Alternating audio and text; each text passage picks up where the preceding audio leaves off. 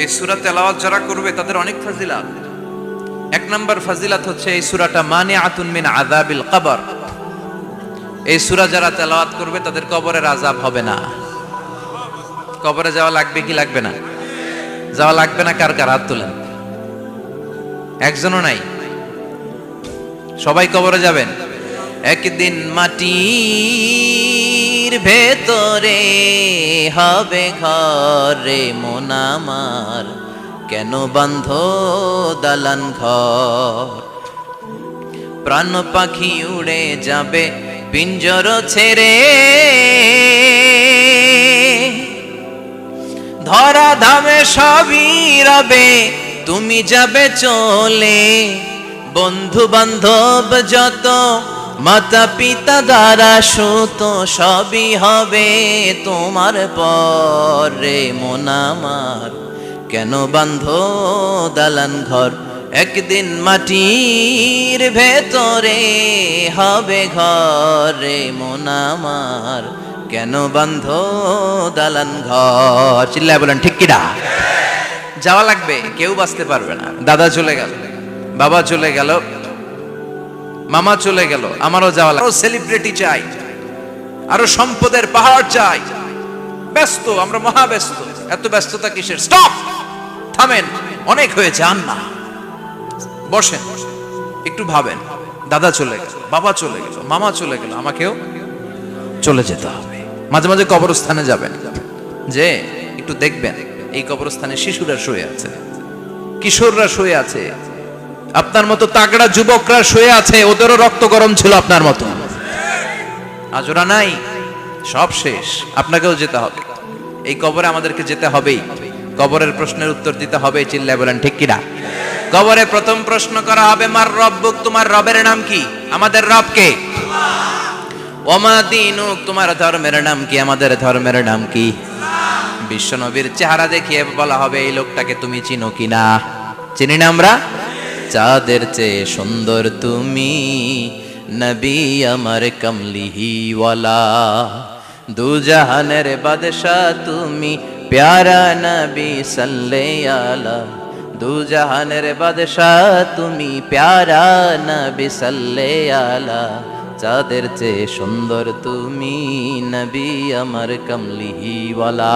সুবহানাল্লাহ পড়ে। আমাদেরকে জিজ্ঞেস করা হবে, রব কে? বলবো আল্লাহ। ধর্ম কি?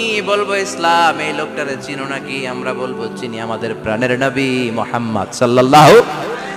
তিনটা প্রশ্নের উত্তর করতে পারলে এডিশনাল আরেকটা প্রশ্ন, ওমা ইলমু। এই তিনটা প্রশ্নের উত্তর জানলা কেমনে? নকল করছো নাকি?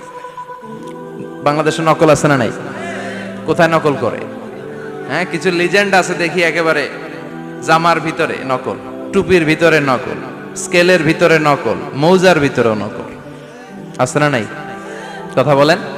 ফেরেশতারা বলবে, তুমি তিনটা প্রশ্নের উত্তর করলে কি করে? আপনাকে বলতে হবে, আমি কোরআন থেকে শিখেছি, আমি হাদিস থেকে জেনেছি। চিল্লায় বলেন ঠিক কিনা? তখন ফেরেশতারা বলবে, আহলান ওয়া সাহলান, মারহাবান, কংগ্রাচুলেশন, তুমি উত্তর করতে পেরেছো। ইফসাহু লাহু কবরুহু ৭০ যিরান, আপনার কবরটারে ৭০ হাত লম্বা বানিয়ে দেয়া হবে। ইফতাহু লাহু বাবুন ইলাল জান্নাহ, জান্নাতের দিকে দরজা করে দেয়া হবে। ইউলবাসু মিন লিবাসিল জান্নাহ, জান্নাতের পোশাক পরিয়ে দেয়া হবে। আর বলা হবে, নাম কানাউ মিল আরুস, বাসর রাতে কনেকে নিয়ে বর যেমনি শান্তির ঘুম, আরামের ঘুম দেয়, তুমিও ঘুম দাও, ঘুমাও।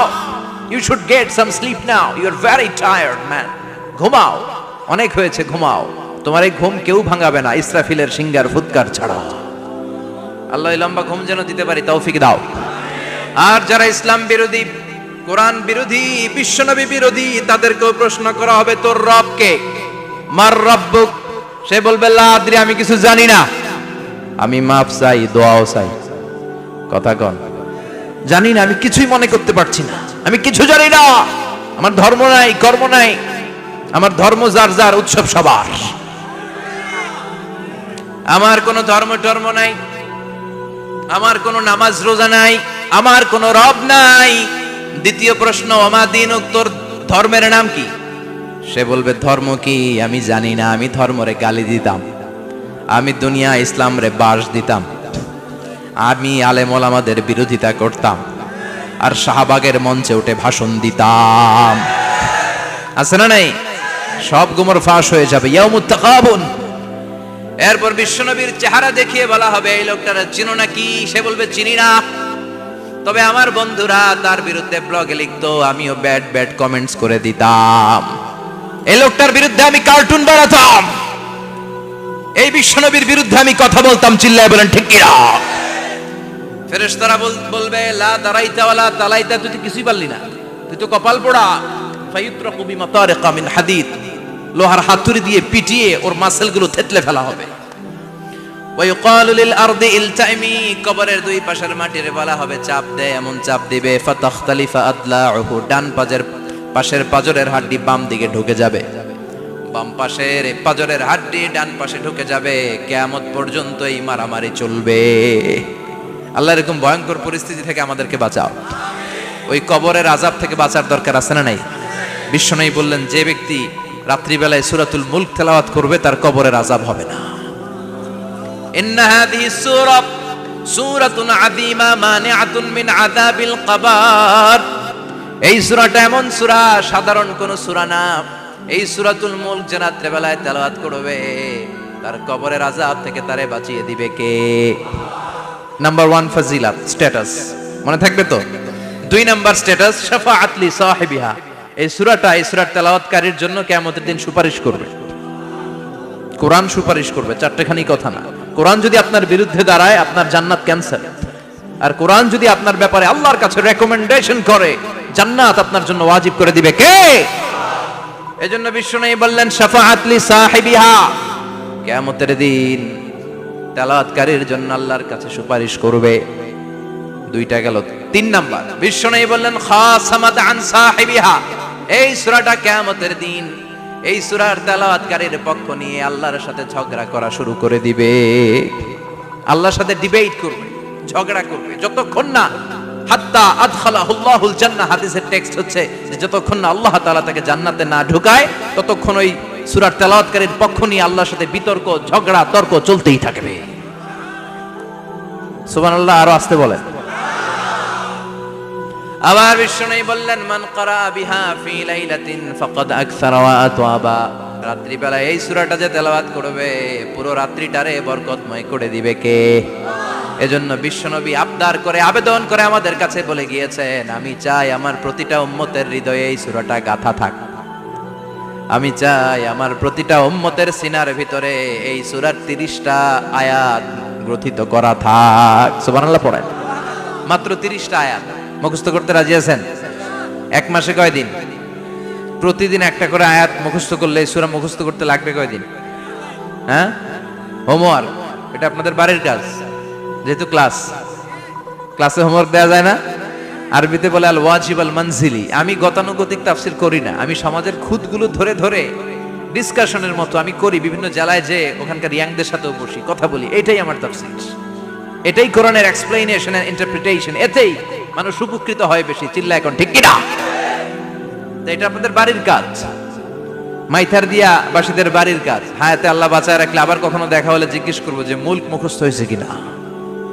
কে কে মুখস্থ করবেন না হাত তোলেন। সবাই করবেন। এবার কে কে মুখস্থ করবেন হাত তুলে আমার না আল্লাহর দেখান। আল্লাহ তুমি কবুল করো। আরো জোরে পড়েন আমিন। হাত নামান। এই সূরাটা it's an eye opener for you. এটা আপনার চোখ খুলে দিবে। এই সূরাটা আপনার চোখকে খুলে দিবে, আপনার ঘুমন্ত বিবেককে জাগিয়ে তুলবে।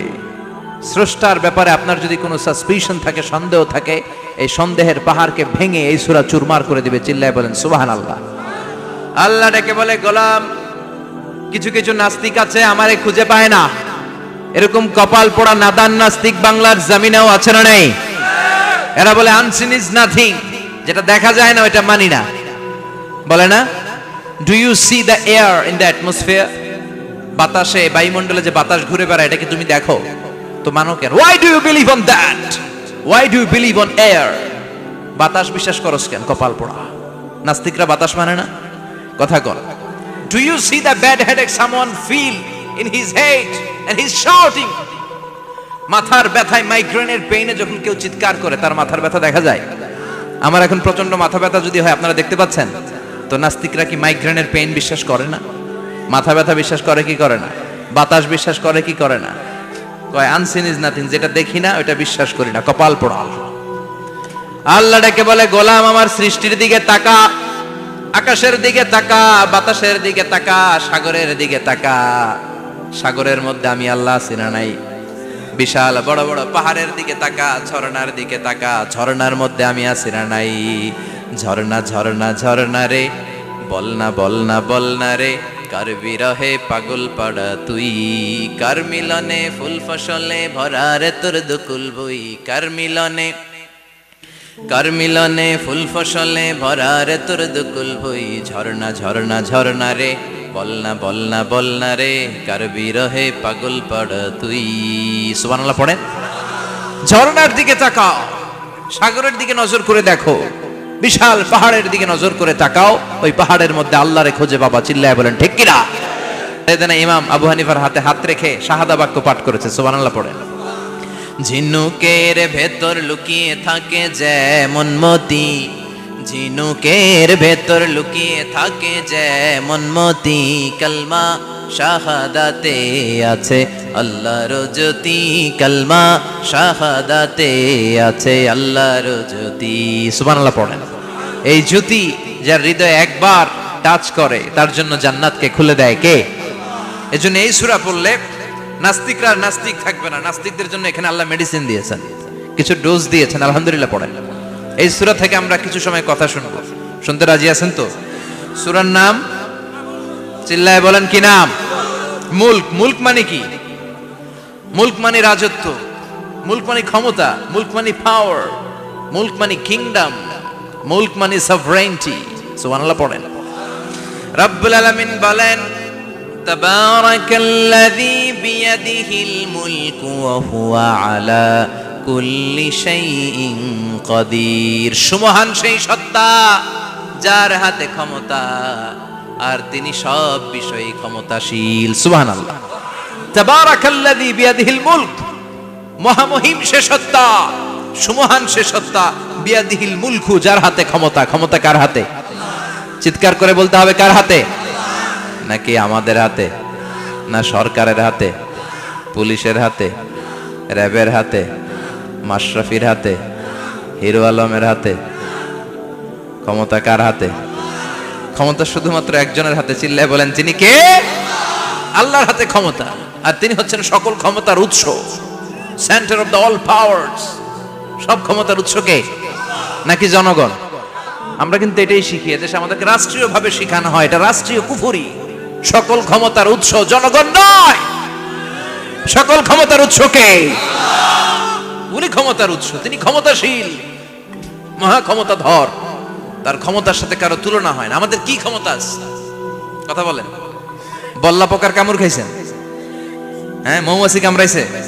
মৌমাছি কামড়াইলে চিল্লাচিল্লি শুরু করে, তো কি ক্ষমতা আছে আপনার? বল্লা কামড় মেয়েরা দেয় দৌড়, ওটা ধরে যে মার মইটাও পারি না। কুত্তায় কামড়াইলে আমরা কুত্তারে কামড়াইতেও পারি না। কথা বলেন। আমরা নাকি ক্ষমতার মালিক। পিছন থেকে কেউ যদি বলে হুজুর সাপ, মজা করে বলছি, এতই ভয় পাইছি। আসলে যদি ফাঁস করে আসতো সব দৌড়। স্লোগান দেওয়ার বেলায় লিল্লাহে তাকবীর, আল্লাহু আকবার, আমার ভাই তোমার ভাই, কাপায় ফেলামো নামায় ফেলামো। কথা বলেন। আর যদি পেছন থেকে কেউ আওয়াজ করে বলে সাপ, দৌড়। আপনারা কি দৌড় দিবেন? আমরা এদিক দিয়ে দৌড় দিব। কথা কন। চাচা আপন প্রাণ জীবন বাঁচানোর জন্য ভয়ে পাগল। সাপ লাগবে না, ভাও ব্যাং চিনেন? মাইথার দিয়ে নাই বোধহয়। আছে আছে। কি করে? খালি লাফায়। 10টা ভাও ব্যাং যদি ছেড়ে দেওয়া হয়, স্টেজে 2টা আর বাকি 8টা এদিকে, ভাও ব্যাং আর কি লাভ দিবে? এরসে লাফালাফি শুরু করবো আমরা। কথা বলেন। আর আমরা দাবি করি আমরা ক্ষমতার উৎস। কোনো ক্ষমতা নাই। একবার ডায়রিয়া হলে 3বার টয়লেটে গেলে আর চেহারার দিকে তাকানো যায় না। কারে মাফ করে দে, আই মরে যাইও, আই হাইতান ন, আছে না নাই? তো পারবেন না কেন? আপনি না ক্ষমতার উৎস, আপনি না ক্ষমতার উৎস। আরে আপনার তো কোনোই ক্ষমতা নাই। খলিকাল ইনসানু দাঈফা, মানুষকে দুর্বল থেকে দুর্বল করে তৈরি করেছে কে? এজন্য রব্বুল আলামিন বলেন তাবারাকাল্লাযী বিয়াদিহিল মুলকু ওয়া হুয়া আলা কুল্লি শাইইন কাদির। সুমহান সেই সত্তা যার হাতে ক্ষমতা। চিল্লায় বলেন ক্ষমতা কার হাতে? আমাদের হাতে কোনো ক্ষমতা নাই। আমরা হলাম দুর্বল। আমরা কি? দুর্বলের ঘরের দুর্বল। আমরা যখন জন্মেছিলাম দুর্বল। আমার ছোট্ট একটা মেয়ে আছে, আমি অবাক হয়ে থাকি যে আমিও তাইলে ছোটবেলায় এরকম ছিলাম, না খাওয়ালে খেতে পারে না, পেশাব পায়খানা করে, ঘর নষ্ট করে, বমি করে, দাঁড়াতে পারে না, শুইতে পারে না, লালা পড়তে থাকে, ক্লিন করতে হয়, সব সময় তাকে আল্লাহর আদেশে দেহে ঢুকে, আল্লাহর আদেশে বের হয়ে যায়, ঠিক কি না? এই যে ছোট্ট বাচ্চাটার দেহের ভিতরে যে রুহু ঢুকলো, কে দিল? 120 দিনের আগে মানব শিশুর দেহের ভিতরে কিন্তু রুহের ফুৎকার হয় না। সহিহ বুখারীর বর্ণনা 40 40 40 340 কত কথা বলেন? প্রথম 40 থাকে নুতফা, তারপরের 40 হয় আলাকা, তারপরের 40 হয় মুদগা, sperm drop, blood clot and then the little flash.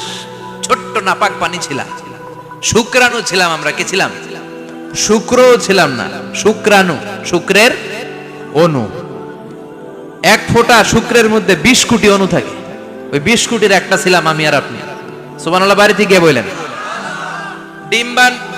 Dimba আমরা ছিলাম না, আমরা ছিলাম ডিম্বাণু। ডিম্বের এই ডিম্বাণু আর শুক্রাণু দুইটা মিলে আল্লাহ আমাদেরকে বানায় ফেললেন জাইগট, সেখান থেকে এমব্রয়ো, তারপরে আস্তে আস্তে ইনিশিয়াল স্টেজগুলো শেষে একটার পর একটা স্টেজ পার করে তিনি আমাদেরকে বানালেন আলাকা, সেখান থেকে মুদগা।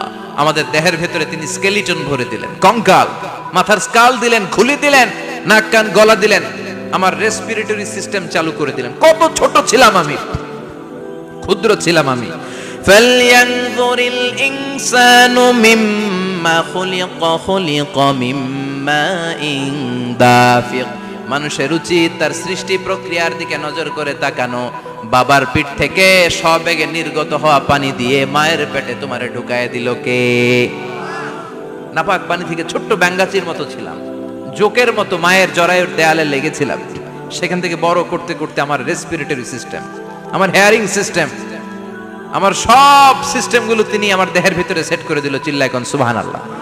120 দিনের সার্টেন পিরিয়ড শেষে তিনি দেহের ভিতরে রুহের ফুৎকার দিলেন। দেয়া মাত্রই আমার রুহুতে ধপ ধপ ধপ শুরু হয়ে গেছে। ওই যে ধপ ধপ শুরু হয়েছে আজও থামে নাই।